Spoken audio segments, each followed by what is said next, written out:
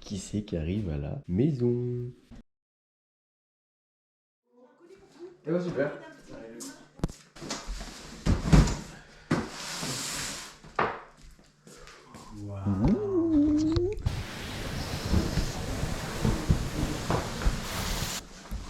C'est parti. Bon, je suis trop content. Ça y est, j'ai reçu le nouveau vélo. Ça fait des semaines que j'essayais, enfin des semaines, ça fait des mois que j'essayais de vendre mon ancien Yeti. Tribe a eu la gentillesse de me garder celui-ci en stock le temps que je vende le mien. Et donc je viens de recevoir le nouveau, le 2021, les nouvelles suspensions Fox. Donc je vais m'attaquer au montage cet après-midi, je vais mettre au soleil tranquille. Je vais sortir le pied d'atelier et ça va être parti pour un petit montage de vélo. J'ai trop hâte.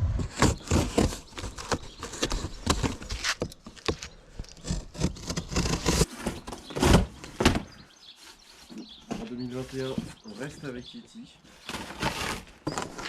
Et voilà la beauté. Alors, qu'est-ce qu'on a là? On a le pédalier. Donc là, d'origine, c'est un Shimano SLX. Moi, je vais pas du tout l'utiliser parce que je vais monter mon pédalier e-13. Et ça, voilà la bête. La nouvelle Fox 38. Magnifique. Énorme. Magnifique. Derrière, on a les petits purgeurs d'air.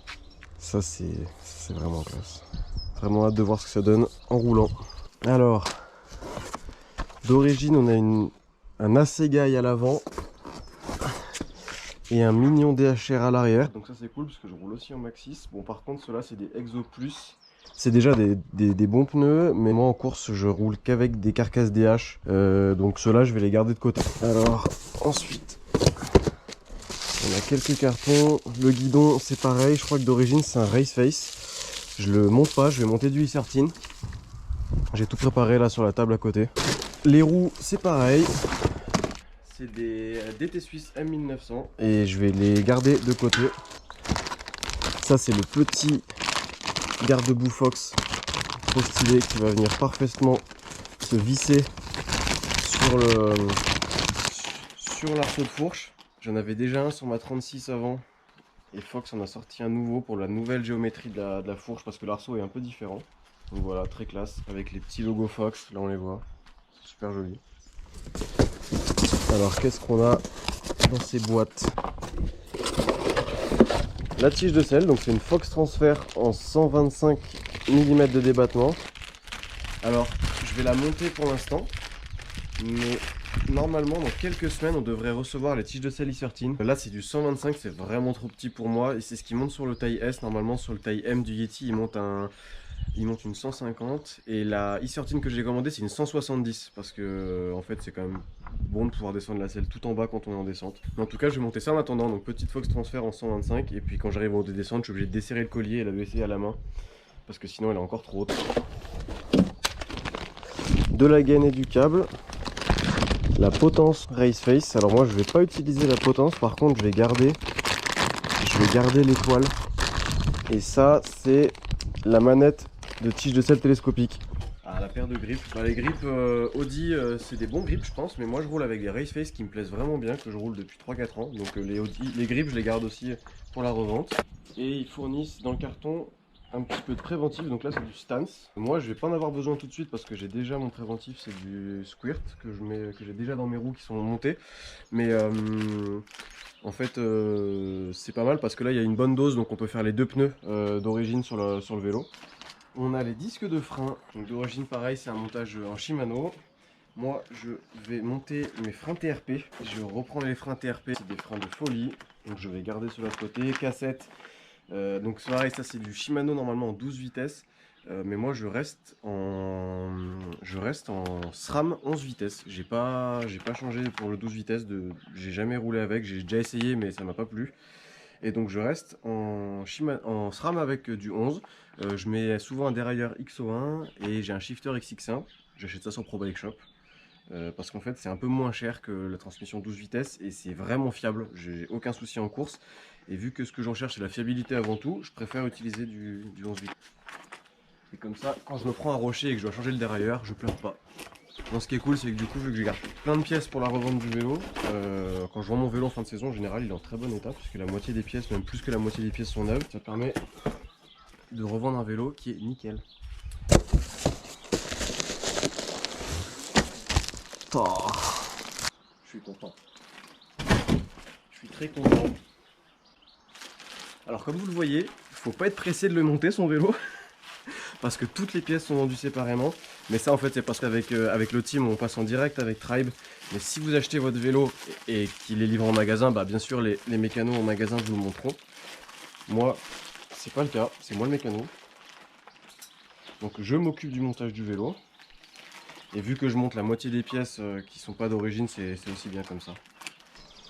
Donc là on peut voir le nouvel amortisseur, donc c'est le nouveau Float X2, le système Switch, je sais pas si ça vous parle.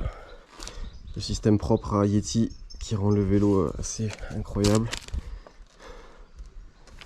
Et puis les petites finitions Yeti qui font toujours plaisir, ça c'est magnifique ça. Vous voyez le petit logo Yeti trop beau. Puis voilà, les finitions Yeti, c'est pas pour rien que c'est des vélos qui valent un peu cher, c'est des vélos magnifiques. J'avais le choix dans la couleur, mais j'ai préféré prendre le bleu comme depuis toutes les années où je roule avec. Ça fait 3 ans ou 4 ans que je roule avec les Yeti. Et j'ai toujours choisi le bleu parce que, je sais pas, pour moi, le Yeti c'est un vélo qui doit être bleu, c'est tout. Et je suis jamais déçu. Toutes les années, je reprends la même couleur et toutes les années, je le trouve aussi beau. Bon, j'ai fait un peu de place et j'ai un peu nettoyé le bazar. J'ai avancé le vélo pour que vous puissiez voir le montage. Et bah c'est parti. Ce qui est bien, c'est que vu que j'ai déjà eu ce vélo depuis 2 ans, je connais bien mes réglages, donc je sais exactement comment je vais mettre la hauteur des entretoises, etc.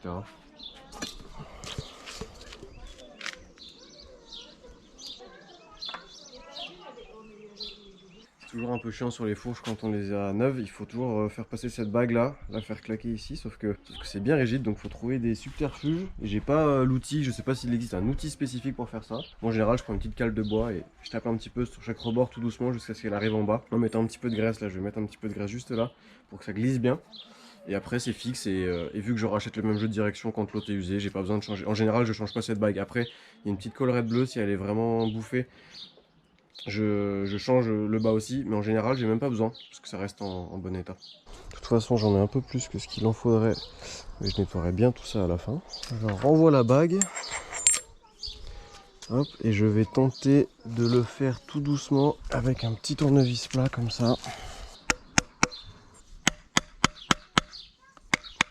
Et c'est bon, je suis bien à plat partout. Donc voilà, ça c'est fait. C'est le truc un peu relou. Ensuite, je remets un petit peu de graisse pour mon roulement. Donc voilà, donc j'ai plus qu'à enfoncer ma fourche. Et je vais tout de suite venir mettre mes entretoises. Donc j'en mets une comme ça en dessous de la potence et une comme ça au-dessus de la potence. Et ensuite, pendant la saison, ça me permet un peu d'ajuster en fonction de là où on est, en fonction de la pente. Je me garde toujours un petit peu de marge, mais moi j'aime bien rouler assez haut. Puis comme le vélo est petit, je monte quand même pas mal la hauteur. Je vais me faire une petite marque. Voilà.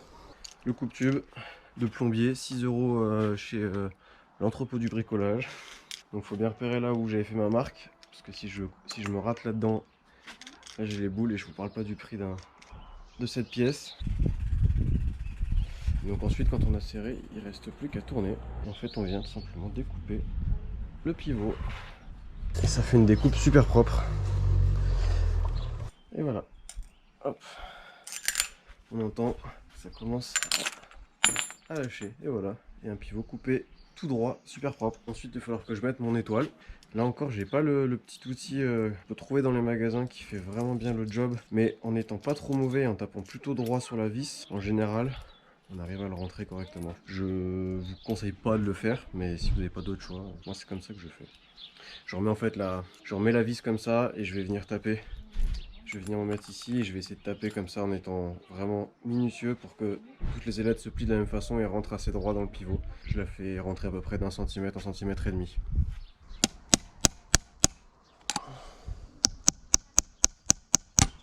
Il n'y a plus qu'à taper dans l'axe, voilà c'est bon.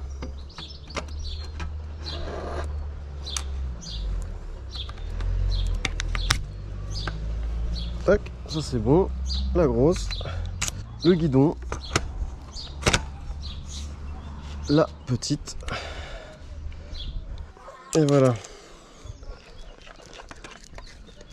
Et alors ensuite je vais m'occuper des câbles, des différents câbles.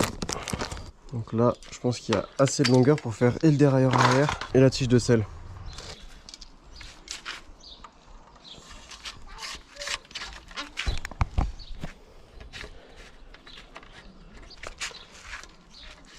Et il va repartir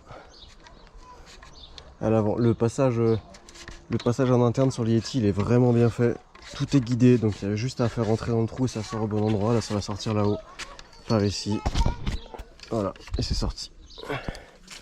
Donc là, je vais juste regarder la longueur qu'il me faut pour bien le couper. Donc si j'arrive à peu près ici, prendre un peu de marge. Par ici, je prends pas de risque. Dans ce tube-là, il n'y a aucun guide pour la tige de selle télescopique. Il faut un peu le faire soi-même. Donc là, c'est moins rigolo. On fait comme ça. Hop, on ouvre par là. Je fais comme ça, c'est pas... C'est un peu plus simple, je me laisse un peu de marge et je vais remonter. Ah bah non, je crois que j'ai été médisant. C'était pas très dur cette fois. Ok, bon bah voilà. Donc les deux câbles sont passés. Donc le frein arrière, TRP, les nouveaux TRP, les nouveaux DHR Evo. C'est des très beaux freins, finition argentée, très puissant. Ça fait 1 an que je roule avec, j'en suis super content. Je dirais que c'est peut-être les freins les plus puissants que j'ai pu rouler jusqu'à aujourd'hui. Alors après, il y a le fait aussi peut-être que les disques sont en 2,3 mm d'épaisseur, ce qui les rend peut-être plus rigides. Mais en tout cas c'est des très bons freins. Et donc, aucun regret à les remonter cette année sur le vélo, puisqu'ils sont super efficaces. Donc comme pour le dérailleur, c'est super bien guidé. Il n'y a plus qu'à envoyer et ça va tout seul. Ça, c'est trop bon. On comprend pourquoi les gens apprécient Yeti par la qualité des produits. Et ça, c'est vraiment de la bombe parce que j'ai déjà eu des vélos sans le guide à l'intérieur du cadre et c'est quand même vraiment galère. On va mettre tout de suite l'adaptateur. Donc moi, je roule en 203. Donc j'ai 2 adaptateurs pour passer le vélo en 203 mm en disque de frein à l'avant et à l'arrière. Donc ça, c'est les adaptateurs TRP qui vont avec le frein. Ça, c'est bon. Et je vais tout de suite faire le branchement du frein, puis je ferai la purge plus tard. Donc là, TRP pareil, un super petit kit qui va avec le frein pour pouvoir purger. Donc là, cet outil, c'est de la bombe atomique, ce truc là. Ça coûte pas grand chose et c'est super utile. Donc on vient mettre la durite dans le trou qui se situe ici. Ensuite, on vient mettre le petit embout comme ça à l'intérieur. Et en pinçant comme ça, on tient la durite. Et grâce à la petite boule qui est dans la machine, là, on vient appuyer dans le bon axe. Voilà, donc en surprenant à 2-3 fois, en serrant bien fort. Comme ça. Tac. Ça finit par bien rentrer. Pas le choix de sortir les lunettes, il fait trop beau. Donc pour ce qui est de la transmission, comme j'ai dit, j'utilise moi du SRAM 11 vitesses, donc un petit shifter XX1. Ça, c'est vraiment de la bombe parce que c'est super précis, c'est tout petit, très ergonomique, vraiment efficace, solide aussi. Enfin, je me suis mis quand même pas mal de crash, il n'a jamais pété. Et bon, c'est pas celui de la Mega Avalanche qui avait vraiment pris cher. Et puis un petit dérailleur, donc là c'est un XO, la chape est en carbone et ça c'est vraiment fiable. En général, si j'explose pas le dérailleur, il fait sans problème 1 année. Il prend pas trop de jeu et après ça me fait un petit dérailleur de secours en fin d'année pour l'année suivante.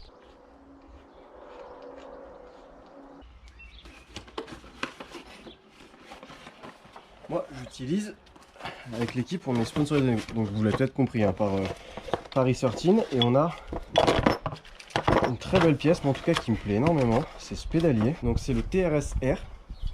Et en fait, ce qui me plaît bien sur les manivelles carbone E13, c'est qu'elles sont quand même assez mastoc. Moi j'aime bien ce côté un peu massif, par contre vous l'auriez en main, c'est super léger.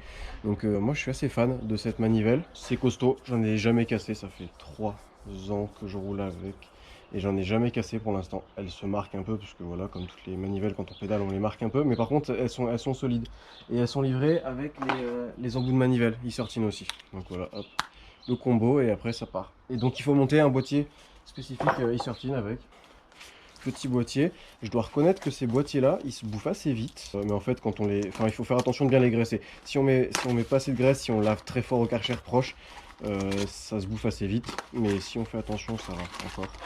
C'est pas si pire que ça. Et e-sortines sont toujours cool avec des petits autocollants. J'ai le choix entre l'ours bière ou l'ours chimiste des pneus. Et donc il faut commencer par monter le boîtier de pédalier. Le gras, c'est la vie.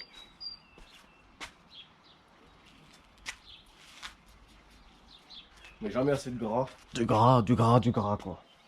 Un bon mécanicien voudrait qu'on utilise un presse cuvette, enfin bon, un presse machin pour emboîter le boîtier. Moi pareil, comme pour les trois quarts des trucs où il faut des outils bien spécifiques, j'ai mes techniques bien spécifiques, à savoir marteau.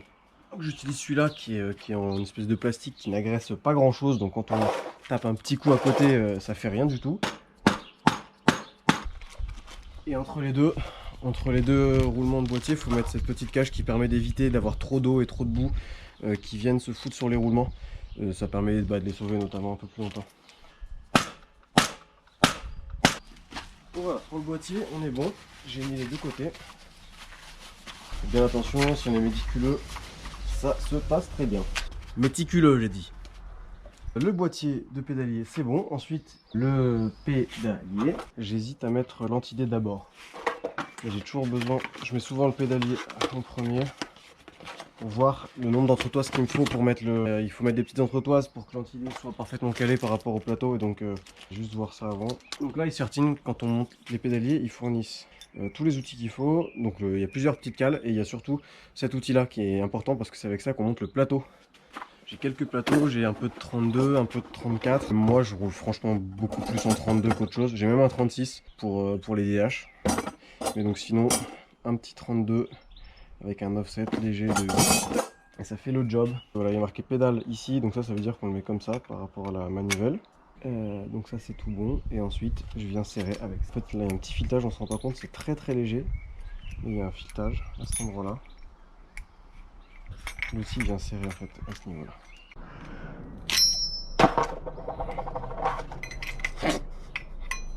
Putain mais oh, vous allez pas me prendre au sérieux là, c'est sûr. Ok, c'est bon, j'ai bien serré, bravo.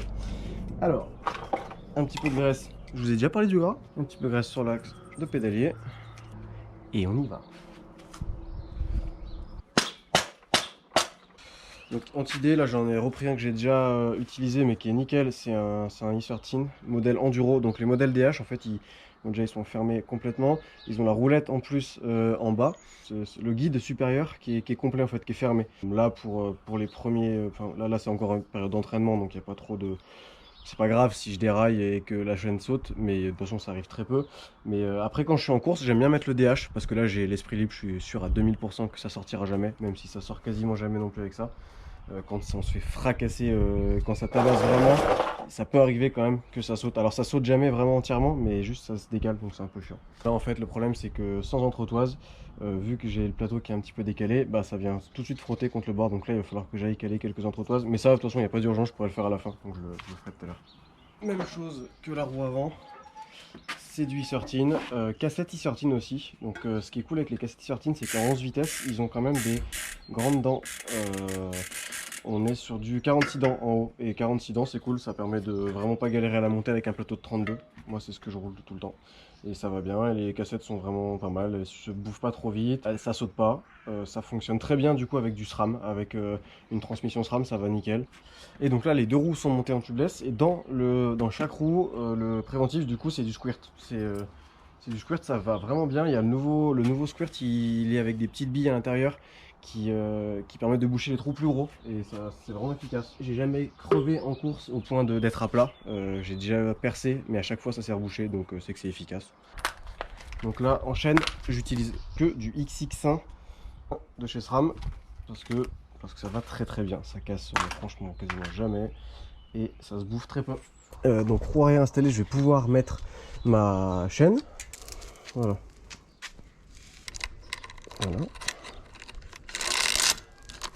Donc là on passe bien au bon endroit dans les roulettes, sinon ça marchera jamais. Ok, là, petite dent. Je suis tout en bas, de toute façon, ça c'est... Donc la chaîne est driftée. C'est bon. Et je vais vous donner une petite technique qui qui fait plaisir pour... Alors déjà, quand on a dérailleur SRAM, on en profite, on utilise la petite block chape. Et là en fait on vient mettre ces maillons rapides comme ça. Et on vient passer... Je vais faire passer en fait la chaîne là-haut.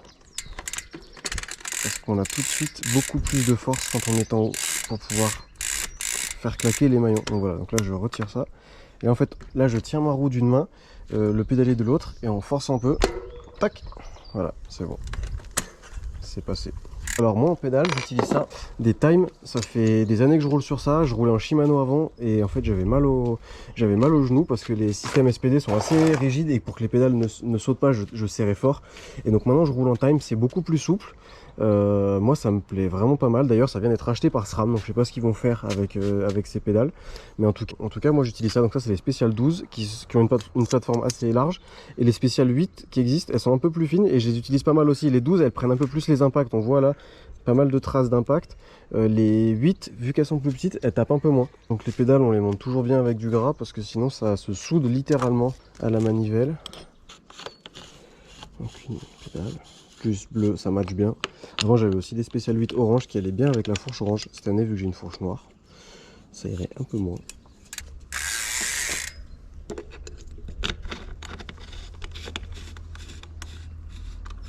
Ensuite donc réglage du dérailleur. Donc l'idée c'est d'aligner, il faut aligner son galet de dérailleur ici avec la dent tout en haut. Ça c'est bon. Quand on est con comme moi, on oublie de serrer son axe. Forcément, ça marche moins bien pour régler. Ok, voilà.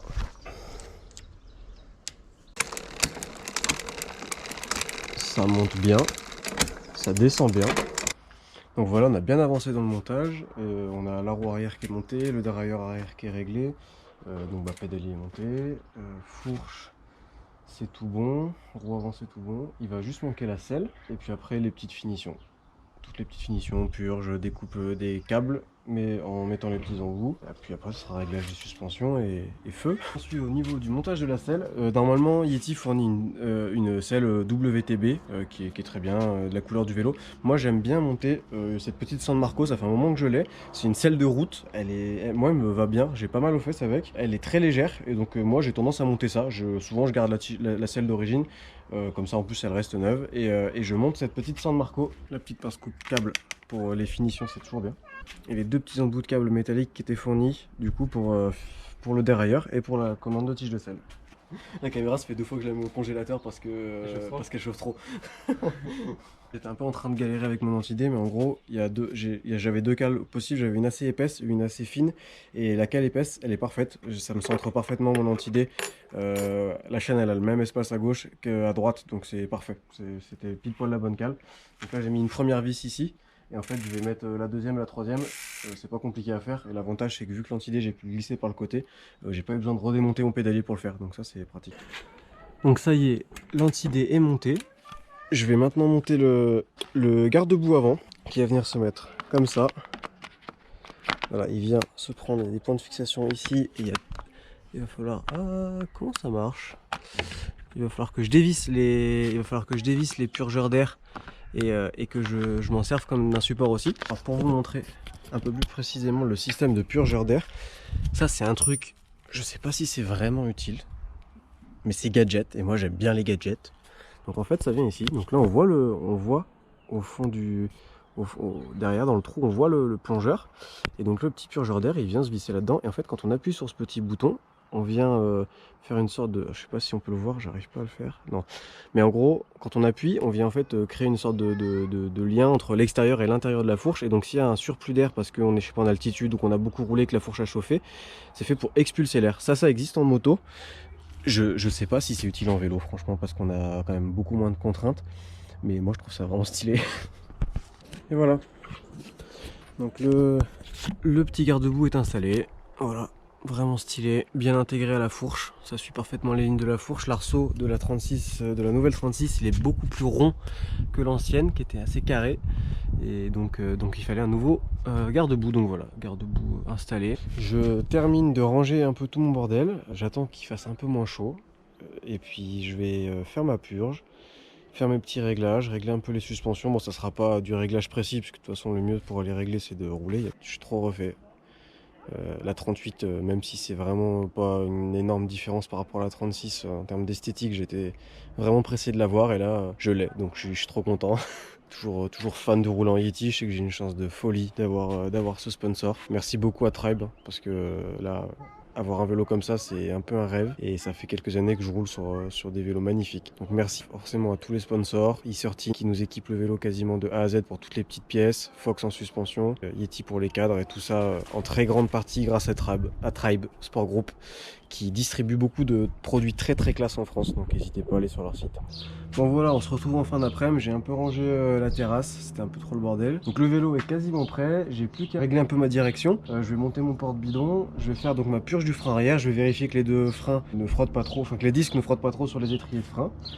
Et puis après je vais me pencher un petit peu sur le réglage des suspensions. Donc j'ai la pompe, j'ai les deux manuels, sachant que c'est des suspensions que je connais un petit peu parce que j'ai déjà roulé avec du Fox depuis longtemps, mais qui sont quand même nouvelles. Donc je vais devoir un peu me pencher sur le bouquin. Et puis voilà, là on est quasiment sur la fin. Là je suis content, sachant que mes roulements de roue arrière sont un peu fatigués parce que la roue a déjà une bonne saison, donc je vais changer mes roulements bientôt. Voilà. Et à l'avant, alors je vais la tenter, vous connaissez peut-être, un petit coup de frein et on serre. Et après je vois si c'est bon ou si ça mérite d'être peaufiné. Ok. Ouais, le disque est pas parfaitement droit, donc non, c'est tout bon. Donc ça c'est bon. Je vais monter le petit porte-bidon. Ce que je monte toujours en porte-bidon, c'est du porte-bidon, alors après la marque peu importe, mais c'est surtout le fait que ce soit un porte-bidon qui sorte à droite, parce que déjà je suis droitier, donc là quand j'ai mon bidon en course, je viens le rentrer et le sortir de cette façon-là. Et surtout l'avantage, c'est qu'en fait on peut mettre des porte-bidons des bidons un peu plus grands, parce que s'il devait sortir dans l'axe du cadre, il taperait dans l'amorto. Donc je vous conseille ces porte-bidons latéraux. Il y a plusieurs marques qui font ça. Là je crois que là c'est un spé celui-là, mais il y a d'autres marques qui font ça aussi, et c'est bien utile. Et puis voilà, et juste maintenant les suspensions. Vue de la fourche. Alors, de toute façon, moi les suspensions je les règle toujours de la même façon. Je vais pas vous faire tout le réglage, ça prend des heures. En gros, vous vous référez aux indications qu'il y a dans le manuel. Moi je louche tout le temps, donc j'arrive jamais à régler mon cintre parfaitement droit. Et tant qu'il est droit pour moi, c'est déjà pas mal. J'aime bien avoir les mains tout au bout du cintre et juste un doigt. Je ferai qu'un doigt, pas deux. Le levier assez relevé. Comme ça me semble pas mal. Ok, voilà. Donc là mes deux leviers sont bien, ça me convient parfaitement. Donc ça c'est bon. Ensuite je vais faire, alors le frein arrière, à ma très bonne surprise, il fonctionne vraiment bien. Donc ce qui s'est sûrement passé, et c'est pas étonnant non plus, c'est que quand j'ai coupé, avec les outils TRP, comme c'est vraiment bien foutu, j'ai dû perdre très peu d'huile en fait. Et j'ai surtout pas fait rentrer d'air. Donc là le frein arrière il est idéal, franchement il va nickel. Donc je crois que j'ai même pas besoin de faire de purge. Dans le doute je vais juste faire la purge de ce côté là pour juste peut-être s'il y a une petite bulle d'air qui était passée par là, je vais juste tirer un peu d'huile et en faire rentrer dans le doute. Mais je pense pas que j'ai besoin trop de purger. Voilà, je tire, j'ai des micro bulles mais même pas, très peu. Donc non c'est bon, bah, c'était une bonne opération. C'est vraiment la vie, un petit coup de nettoyant frein. Alors j'essaie de pas en foutre partout parce que c'est quand même sacrément agressif. Et ça te dégraisse tout. Je me sers même pour la moto, pour dégraisser du gras partout. Ouais, parfait. Et ben donc les freins c'est bon. Bon ben voilà, le montage de la bête est terminé, les suspensions sont gonflées, le poste de pilotage il est réglé comme j'aime, la transmission est réglée et puis maintenant il n'y a plus qu'à aller faire du vélo, régler le vélo. De toute façon l'idée c'est d'enchaîner maintenant des runs, donc c'est d'aller faire de la rota, soit en voiture, soit de trouver un funiculaire, un endroit ouvert. Avec le Covid c'est pas évident, mais de trouver un endroit où on peut faire des rotations pour affiner le réglage, faire des petits settings de plus en plus fins. Et puis les premières courses arrivent d'ici 1 mois et demi, 2 mois. Et donc ça laisse un peu de temps pour régler le vélo. Si vous avez des questions sur le montage, sur mes réglages un peu plus précis, sur les tailles de manivelle, de guidon, de pression de pneus, tout ça, n'hésitez pas à me poser les questions en commentaire. Puis voilà, je serai heureux de vous répondre. Et merci encore Tribe, merci à tous les sponsors, merci encore d'avoir suivi la vidéo et à la prochaine.